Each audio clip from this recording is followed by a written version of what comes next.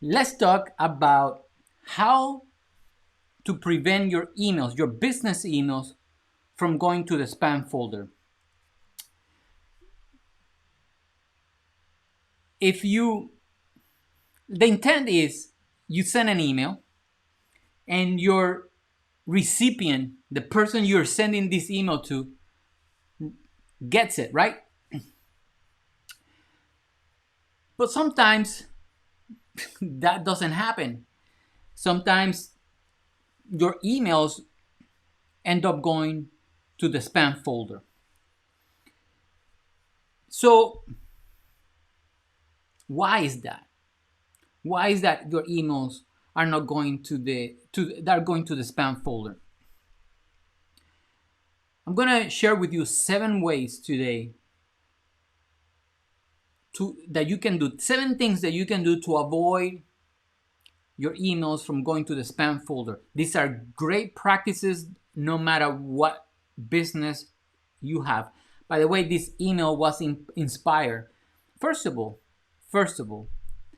how rude I am. If you and I are meeting for the first time, my name is Angel Anderson. I'm a marketing manager based out of Brooksville, Florida. And this email is inspired from a question I received from a realtor, a client that is a real estate agent. Now, this is the same advice I gave the doctor, the optometrist, the lawyer, the church. Yes, I do have two church that are my clients. And regardless of what service you use, what email provider you use, regardless of the industry, these 7 things are across our best practices. The first one is you start a business, you are online, you want to market your business, and you've been collecting, whether it's business cards or emails in your personal email, and overnight, now that you start marketing, you're emailing everybody because, hey, they have a relationship with me. Yes, they do have a relationship with you, but they haven't opted into your commercial, into your business email list. Even clients, they need there is a spam, it's called the spam cam law. And if you're going to do any email marketing, you should become familiar with what the cam spam law is so you don't get in trouble. But that is one way, meaning you scrape the email address, whether it's from a website, from social media, from business card. You grab that email address and you start emailing people. They had whether they had a personal relationship with you outside email or not. You started from scratch. That email conversation never existed before, and now email software has become so smart that they know by the tone of how you write, email program you send, the domain name, etc., etc. They can tell, Gmail can tell, for example, if your email should go in the promotional tab or if it's in commercial, it should go to the spam filter. And that is one reason why your emails are going to spam. You haven't created that relationship you're just start emailing people out of the blue. The same thing happens when people buy lists. So the first tip is don't scrape email addresses. If you're going to email people from business card, establish that relationship, let them know. Don't buy a list. When I started marketing, early 2003, buying lists was the common thing to do. A lot of people bought lists and email, and yes, you got sales, but what happened is in the industry, people are taught or they accepted that a 3% conversion rate is a good conversion rate. And while that might be true, depending on your point of view, regardless of where you stand on this opinion or not, what that means is that 97% of the people that visited your offer, it wasn't for them. 97%. If you tell me, Angel, 40%. Still high, but at least 60%, the majority of people like. That means that you're marketing to the wrong people. You're paying to acquire clients that are not going to buy, or to eyeballs that are not going to buy. The same thing happens when you scrape emails, when you buy emails, when you buy a list. So instead of buying a list, what I suggest my clients to do is to catch a piggyback, a ride along, meaning an endorsement email. For example, here's a good practice that you can try. Whether you're a real estate agent, a doctor, a church, a lawyer, it really doesn't matter. Let's use the real estate agent for example. As a realtor, a real estate agent, I deal with a lot of companies, insurance, VAs, etc., etc. And some, depending on your agency, depending on your situation, you might be exclusive to them, which is even better. So when it was the last time your plumber, the person that you just sold the last house, which owns a business, sent an email on your behalf? So for example, you are the real estate agent, I am the marketing guy. How come a realtor, real estate agent haven't asked me, hey Angel, what are the services that you do? I wanna email my list, I wanna email my newsletter, and I wanna tell them that you're doing a good job and I wanna promote your services. You do that, and then at the end of the day, you know what? Hey, so-and-so, John, James, hey, the email you sent, I got me a client. Can I do the same thing for you? And you start collaborating with partners, and you can exchange. So what I mean, you catch a piggyback. If I'm emailing my clients, they already have a relationship with me, and I'm introducing you to them. Your partner, your client is introducing you to their clients. So you come with an endorsement. So that's a second way. Another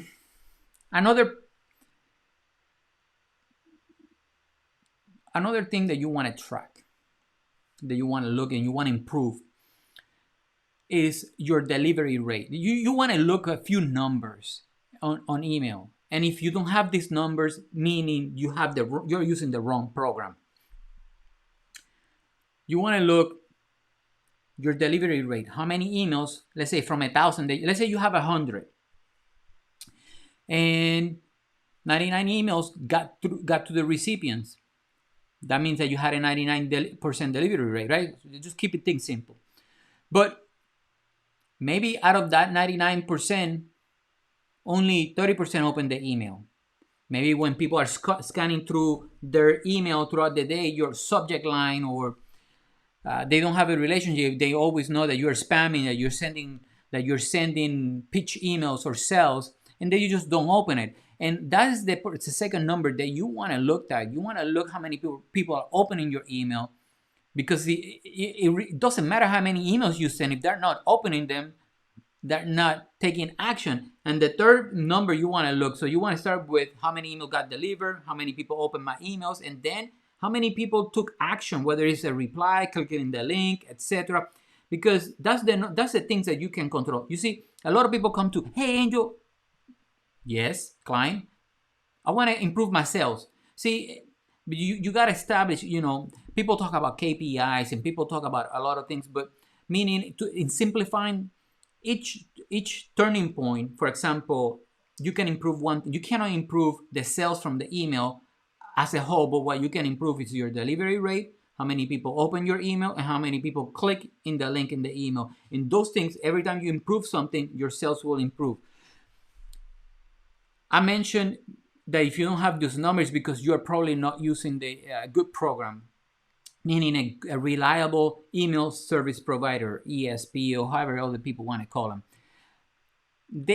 It's a plethora of solutions out there. The most common ones, and the ones that I was using for the longest time, was Aweber, MailChimp. I will drop the links in the description of this video.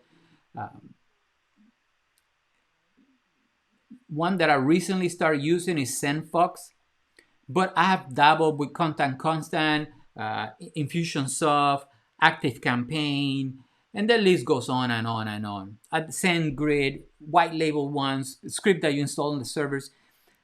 At the end of the day, it matters which service provider you use, whether it's because you have a budget or because of the features. I like Aweber because of the automation.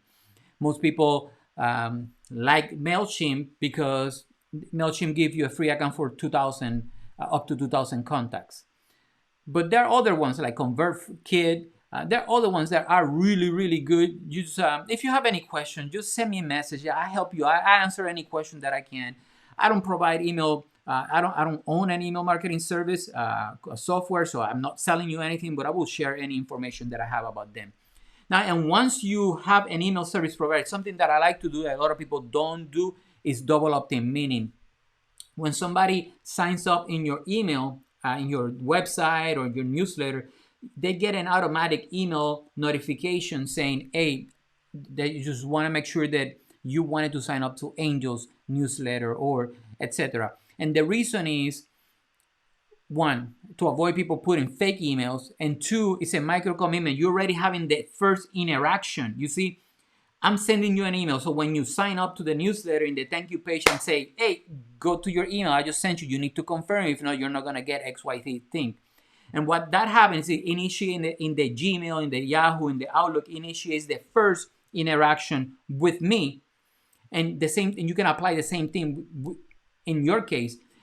That way the email doesn't bypass the spam, because if they go into a landing page and I send you to the email and you go and check and you're like, hey, it's not here, it's been 15 minutes, I'm going to check the spam folder. Oh, it's not spam, it's an email from Angel. Now you told the system, your Gmail account, that my emails are not spam. So you can apply the same thing. Once the person signs up in the thank you page, in the thank you video landing page, give them instruction to, hey, whitelist, go and check your email, check your spam, and click that link or reply and let me know XYZ thing. That way you can start that relationship with the person and you ask them to sign up. And the last thing I want to share is pay attention what is the from name when people are sending. See, all these tips that I gave you, it doesn't matter. A lot of people like to say, give you tips on if it's image or HTML or X, those are the technicalities, and not all the features are in every email service provider. But all these 7 things that I share, and I'm going to recap them for you, are applicable to across any industry, any email program that you use. So the last point is, before I recap, is pay attention to the from email. Meaning, when you send an email, what it says. Does it say Angel Anderson? Does it say marketing results? It matters because who they are establishing a relationship with. And if you're still using a Gmail or Yahoo or Outlook or AOL email for business, that is really up to you. But I want you to take in consideration what I just said.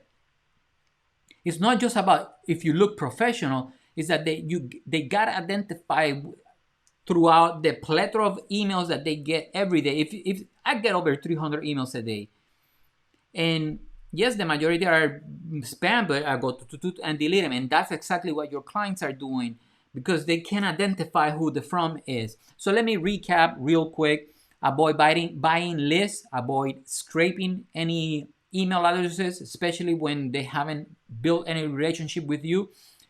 Keep an eye on numbers like delivery rate, open rate, click-through rate, but mainly the delivery rate, because that's the point on that one. Don't just send email from your Gmail address and spam everybody. Use an email service provider like Aweber, MailChimp. I'm going to have a list in the description of the video. Use double opt-in. That will definitely help you avoid your emails from going to spam after the first time. If your email went the first time and the person found it and marked it as saved, not spam, that's pretty much guaranteed it's not going to spam after that.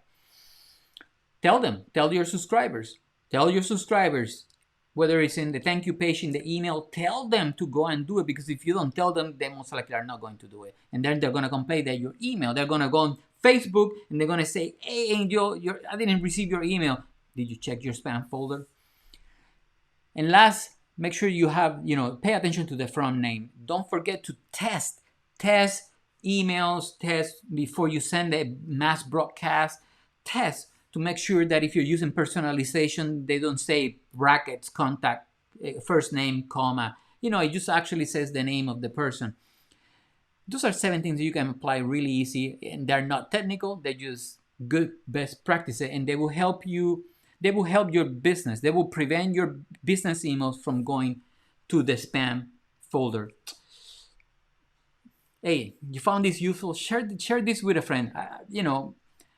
I'm this video was inspired by a question from a client, but feel free to send me any questions. If I feel that other people can benefit from creating a video from your question, I will take the time to create a video and explain it and share it, not just with you, with everybody in the YouTube and the Facebook world. In the meantime, I look forward to hearing your comments, to read them, share this with a friend, like the video. You know what to do. See you in the next one. Peace out. Bye.